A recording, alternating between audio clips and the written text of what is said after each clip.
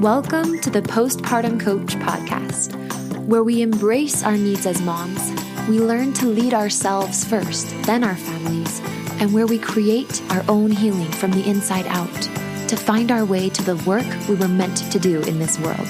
I'm your host, a fellow mom of 3 and a certified life coach, Lizzie Langston.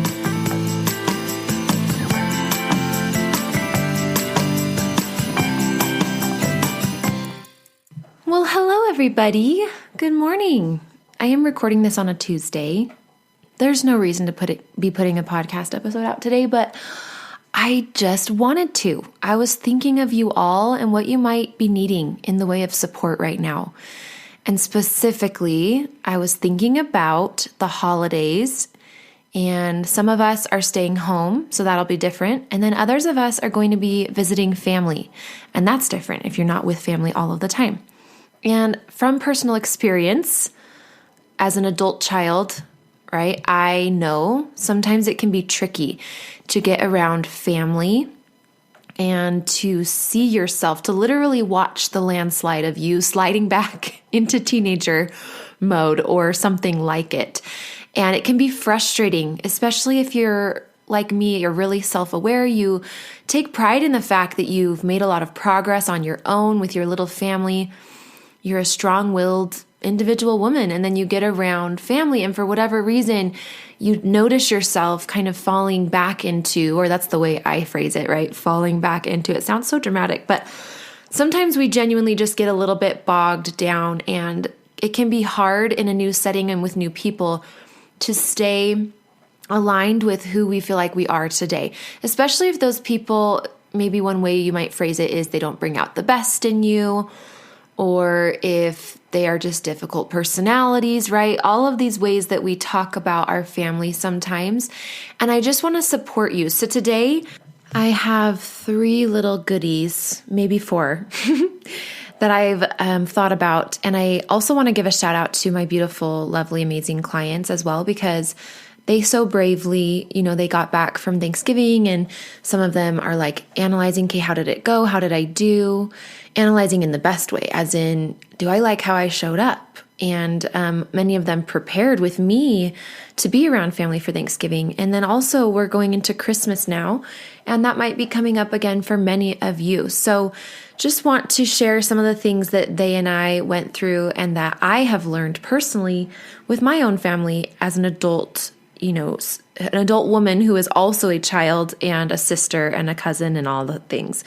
All right, so the first thing I want to offer that I thought was such a beautiful thought that my client Meredith and I came up with is that there are no expectations.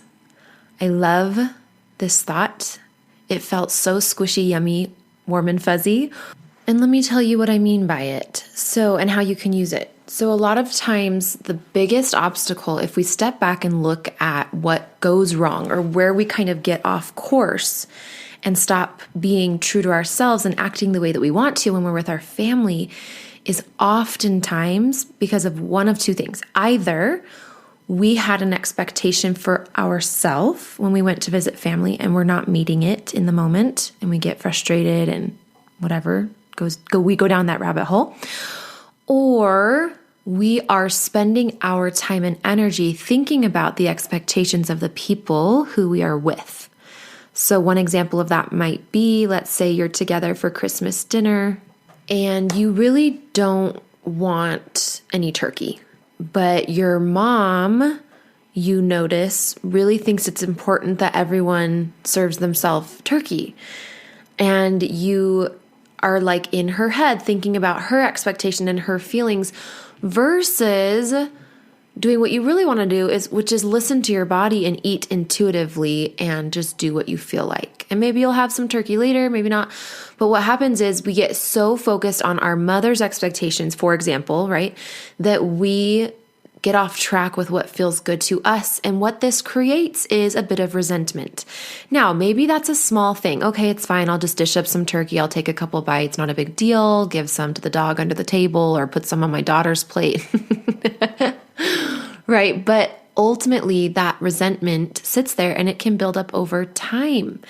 Now, I want to show you a more appropriate or another option of a way that you can do this. So if you have somebody who you know has an expectation, you have one of two options. You can just stay in your own business and really be like, there isn't any expectation for me because I am me and I can do what feels good to me, and that's okay. It's always okay to do that. And if somebody else has an expectation, that's their responsibility. Like, that's their choice to expect and to believe that everybody should have turkey at Christmas dinner. And that's none of my business. If she wants to believe that and expect that of me or anybody else, totally fine. She can. And I'm not going to be living according to somebody else's expectations. It's just not my job. And it's not my expectation. So why would I be trying to fit into it or live by it when it's not mine? I didn't create it. So it's not me, right? So we stay in our own authentic self. Or we can really honestly do the thing from a place of love and lightheartedness because we just want to be there for our mom and just see the delight in her eyes when you take that turkey that she worked so hard on. And so there's a difference between taking it and resenting it because you really didn't want it versus just deciding that you're going to take some and have some and you're okay with it. And the reason that you are, you like the reason that you are, which is that you just decide that you want to do something that you're pretty sure is your mom is going to have thoughts about this thing that you do that creates delight and joy for her. And you just want to be there for her in that way on Christmas. So versus like all of the harboring and the negative emotion and wishing that you didn't have to and thinking you have to and doing it from a place of obligation. But ultimately, at the end of the day, this thought, you can take it and I offer it to you, which is there are really no expectations unless you've created them.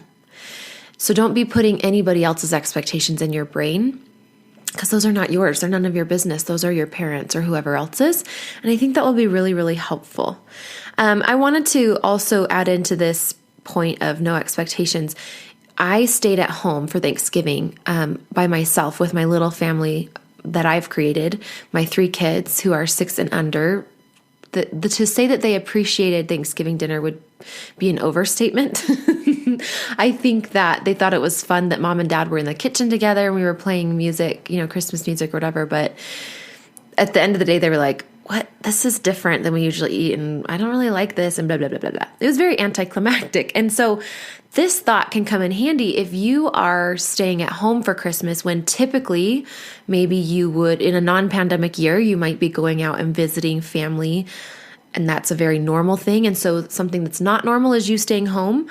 Just remember, this is available to you, that you could just blank slate it. There are no expectations. That's always available to you. Okay, point number 2 to help you out during the holidays is that you are only responsible for you. Now, one thing that we do as women specifically is when we get around family, we do this thing, and tell me if this resonates, because I know I do it and I know my clients do it, is we start saying things to ourselves like, oh, I don't want her to think that we are doing really well financially. I don't want her to feel bad about herself. So that's an example. Or I don't want them to feel like we don't care if we don't stay with them and we get an Airbnb. Right? You get the idea. I don't want her to think that I don't like them just because I stay in my room for an hour in the middle of the day because that's just what I need to do because I'm an introvert and they're all extroverts, whatever the things are. So this really makes it hard for ourselves. I call this mental gymnastics. It's like, here we are, we're in our own lane, we're thinking about what we need, we're taking care of ourselves. And then the circumstance changes, we arrive at our family's house, and all of a sudden our brain starts to stretch itself out and stick its hand into other people's business and like their feelings and their thoughts about us. And pretty soon we're so running around all over the place mentally trying to make sure this person feels this way and make sure this person doesn't think this, that we are out of touch and out of alignment with ourselves. We're not being authentic. Now we find ourselves trying to be something that we're not, really. We're kind of pretending, we're downplaying things, or we're overemphasizing other things, or we're filtering ourselves and not saying these things, and we're trying to say these things. it's exhausting. And we just think that we need to do this. We naturally don't even question this peacemaking tendency and that we have as women. But I just want you to notice if you're doing this and realize that you are the only one that's creating all this pressure to behave or show up a certain way. And it's always available to you to let go of all of that. So some thoughts that could help you do that when you notice your brain wanting to worry about other people's thoughts and feelings is it's time to be an adult.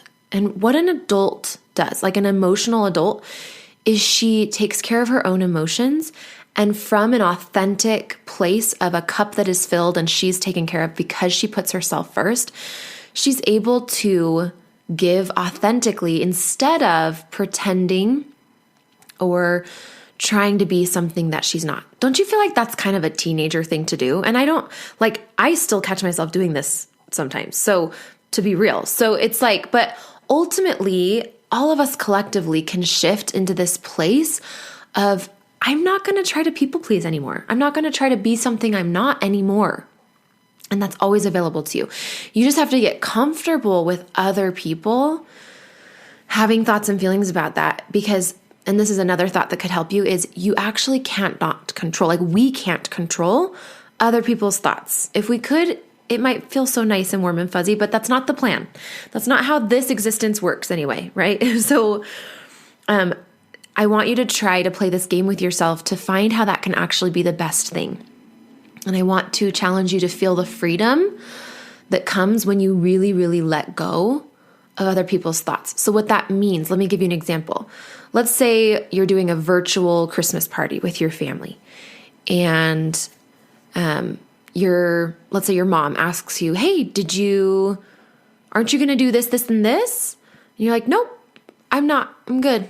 That we already did everything that we wanted to. So yeah, whose turn is it next to talk? And this is when, like, if somebody has body language or they whisper something to their husband or somebody makes a sigh, it's like you don't make it mean anything. That's theirs. You don't take that. You don't let your brain take that and be like, oh, I wonder if she's mad at me. Oh, maybe I should do this. You just leave it there. That's theirs. That's their emotions. Give them the space to have emotions about what you're doing. You don't need to jump in and try to fix their emotions or explain yourself. I love, my mother-in-law told me this when I was really, really depressed after one of my babies, second or third child. She said, you don't need to complain, but you also don't need to explain. So we don't need to be complaining and getting into other people's business, but we also don't need to explain why we're doing things. So you are only responsible for you. It's time to be an adult. Let their thoughts and feelings be theirs. This cleans it up immensely and leaves you with so much more energy to just be your authentic self. I love doing this. I challenge you to do it. And it's not always easy. And so the third point I have today is for those moments where you try to implement this stuff and you find yourself just not able to. And you find yourself going right back into what you were really hoping you wouldn't do this year at Christmas when you were with your family, whatever that is for you.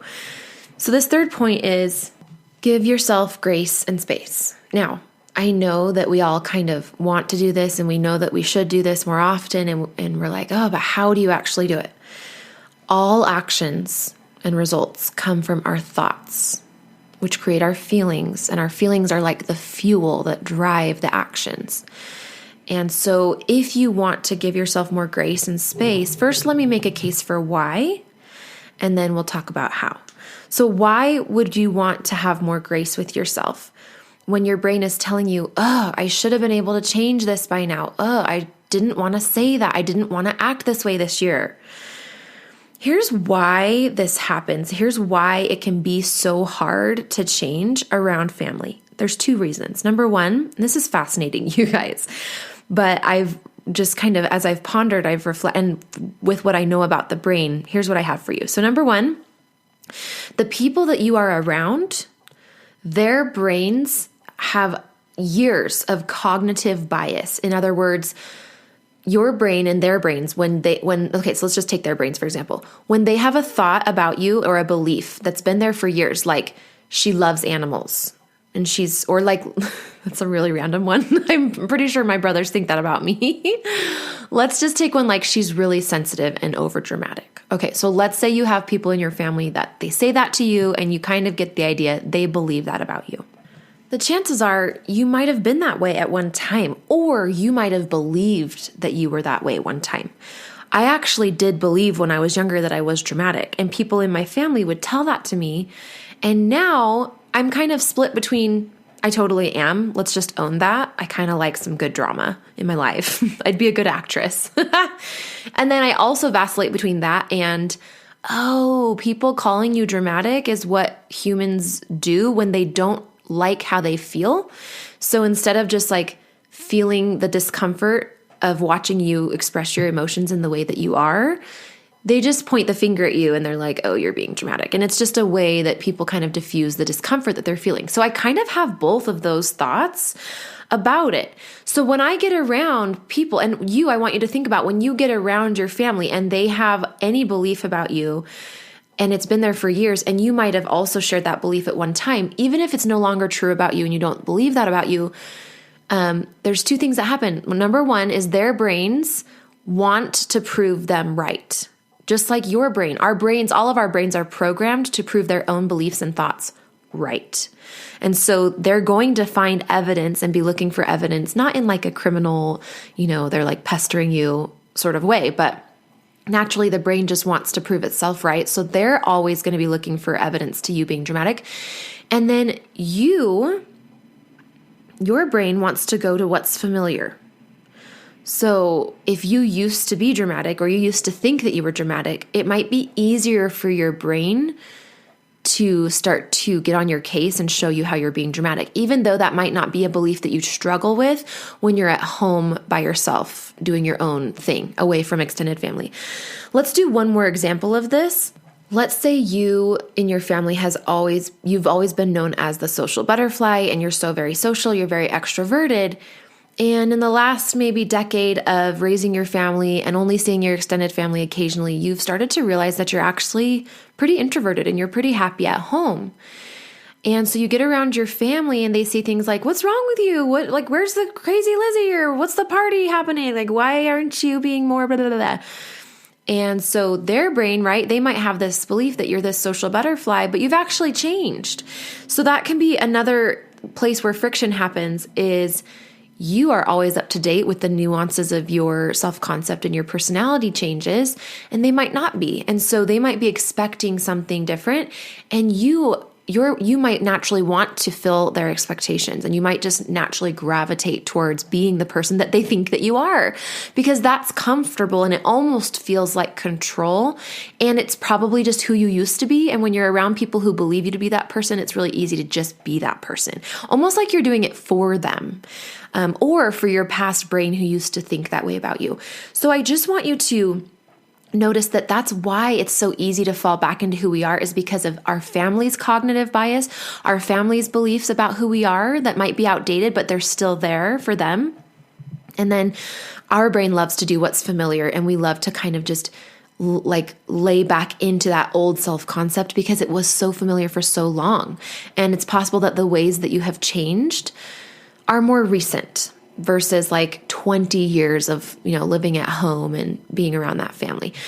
So hopefully that helps you understand why you tend to become this other version of you, even though that can be so frustrating because you're like, oh, I'm not like this anymore. Why do I do this every time? I'll give you one more example. And this is something that happens pretty regularly with me when I get around my family, which is that so I'm this strong, capable, independent woman. I'm building a business. I have a whole load of clients. Like, I'm amazing. And I love the way that I've changed and grown over the last couple years using coaching.